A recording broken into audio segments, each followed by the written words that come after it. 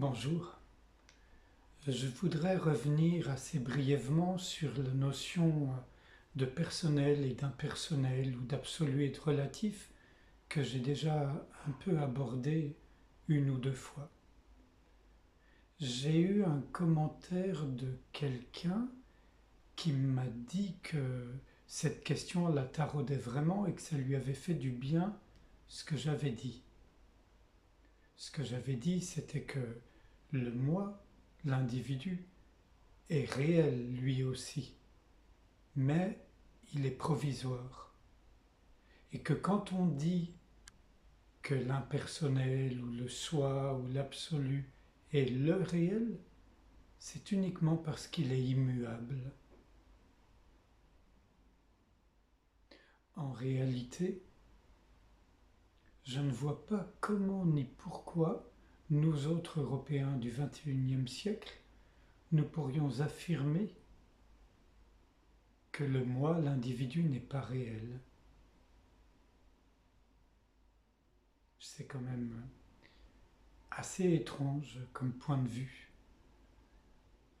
Disons qu'un Ramana Maharshi ou un Nisargadatta puisse dire ça, ou un Siddharameshwar, ce sont des Indiens d'origine hindoue même.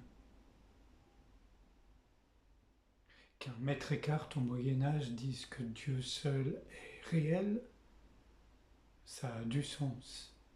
Mais nous aujourd'hui, gens du XXIe siècle, qui vivons en Europe, est-ce que réellement nous vivons cette expérience que seul le soi est réel, que seul Dieu est réel?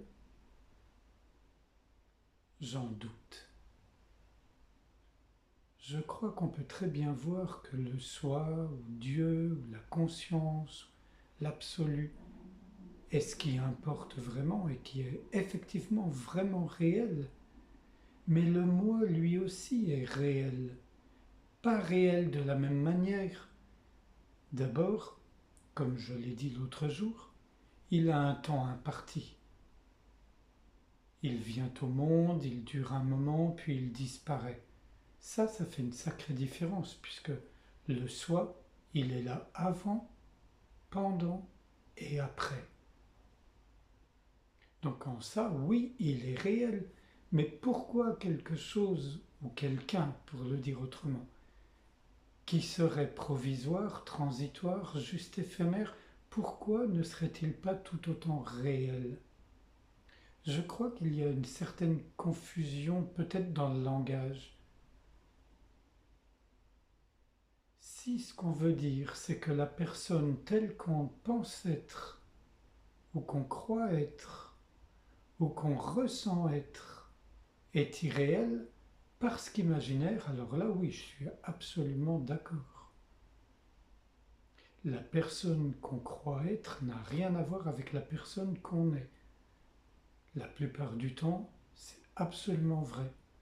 Pour autant, notre personne dotée de pensées, de sensations, de sentiments, d'émotions, d'une histoire, même si tout ça est largement imaginaire, voire fantasmé, en quoi ce serait irréel?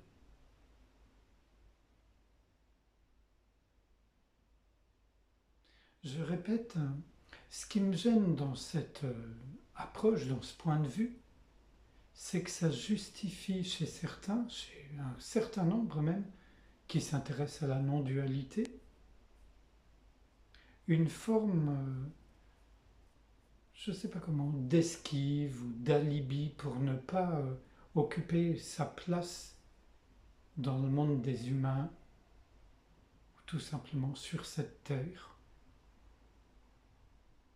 Je veux dire que quand on pense ou qu'on prétend savoir que seul le soi est réel, on peut se dire qu'après tout, tout ce qui concerne la personne n'est pas si important. Et donc, la souffrance des uns et des autres, c'est juste une fiction. La famine, c'est une fiction. Évidemment, on ne peut pas ne pas être touché, ou alors, c'est qu'on a perdu toute sensibilité, donc une part de notre humanité est perdue. Même si quelqu'un fait vraiment l'expérience que seul le soi est réel, pensez-vous vraiment qu'il serait indifférent face aux horreurs qui se jouent sur cette planète? Pensez-vous vraiment qu'il serait indifférent aux joies, aux plaisirs qui se déroulent sur cette planète?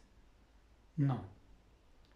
Moi, je pense qu'il se réjouirait avec ceux qui sont dans le bonheur et qu'il s'affligerait avec ceux qui sont dans le malheur. La différence, c'est qu'il n'en ferait pas une affaire figée, fixe, durable. Donc il se peut que je me trompe, hein. C'est à vous d'observer en vous-même, c'est à vous de décider par vous-même, si tant est que c'est du sens de dire ça. Parce que là, il y a la question du libre arbitre sur laquelle je ne veux pas aller aujourd'hui, mais est-ce qu'on décide de quoi que ce soit réellement? Mais en tout cas, pour en revenir à cette notion de réalité ou pas de la personne, moi je vous invite, si vous le voulez bien, même si je me trompe, à vous de voir si je me trompe, moi je vous invite à être vraiment dans l'authenticité, dans l'humilité et l'authenticité de ce que vous pensez, vous ressentez, vous percevez.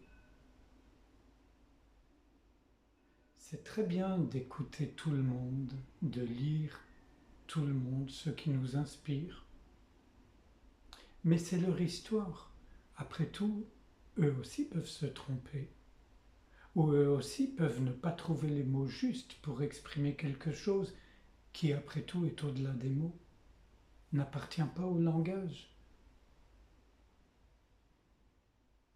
Donc, ça vaut vraiment la peine d'être authentique.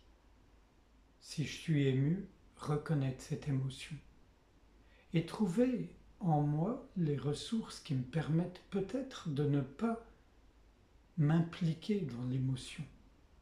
Ce qui n'a rien à voir avec la mettre sous le tapis, comme je disais l'autre jour. Au contraire, c'est vivre cette émotion qui se présente, la ressentir dans son corps, voir si la respiration en est affectée, mais surtout s'en servir aussi pour remonter le long du fil jusqu'à la source de cette émotion. Remonter jusqu'à la présence silencieuse, hors du temps, hors de l'espace, qui certes est réelle et toujours déjà là,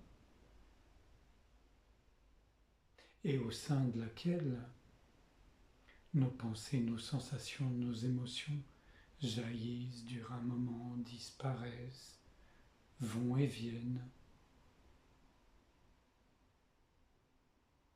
J'invite à cette authenticité qu'on pourrait appeler une spiritualité ordinaire au quotidien. C'est-à-dire on ne cherche pas à imiter qui que ce soit, on peut être inspiré, touché par des propos, mais on doit vérifier dans notre propre vie quotidienne la véracité ou l'authenticité de ce qui est dit. Et même si quelqu'un dit quelque chose de juste, si pour moi ce n'est pas juste, ça ne sert à rien de prétendre que c'est juste. En cela, je suis quasiment un disciple du Bouddha ou de Krishnamurti. Bouddha qui disait à ses disciples ou amis, voilà, j'ai dit ça, j'ai dit ça, j'ai dit ça, mais si vous ne le voyez pas, alors surtout n'y croyez pas. Vous ne devez pas croire, vous devez vivre. Si vous le vivez, c'est vrai pour vous. Si vous ne le vivez pas, c'est juste une croyance. À mes yeux, la spiritualité n'a rien à voir avec les croyances. Jamais. Mais par contre, on peut se rendre compte qu'on est bardé de croyances et simplement voir ce qui se passe quand on ne prend plus au sérieux ces croyances. Qu'est-ce qui se passe si je cesse de donner du crédit, d'accorder du crédit à mes croyances? Et pas seulement mes croyances spirituelles, religieuses, politiques, sociologiques, mais avant tout à la croyance que je suis une personne dotée de telle et telle caractéristique, qui porte tel nom, qui est de tel genre, etc. Vous voyez. Que se passe-t-il si je me sers de chaque émotion, chaque pensée, chaque sensation pour interroger mes croyances, mes convictions? Je ne sais pas pour vous, mais moi, ça me renvoie au non-savoir absolu. Je ne sais plus rien. Ce n'est pas que je n'ai plus du savoir à disposition si j'en ai besoin, c'est que dans la démarche même méditative, disons, il n'y a pas de place pour le savoir parce que le savoir enferme dans cette dimension-là. Et là, sans savoir, il y a ouverture. Et quand il y a ouverture, il y a plénitude, il y a joie, il y a tendresse.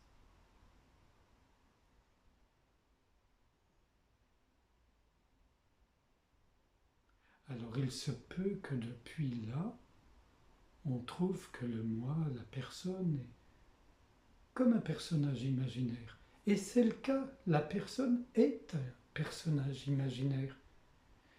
Mais pour autant, ce personnage existe bel et bien. C'est mon point de vue.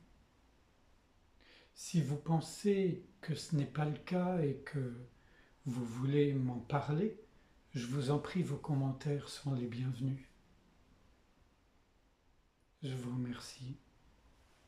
À bientôt.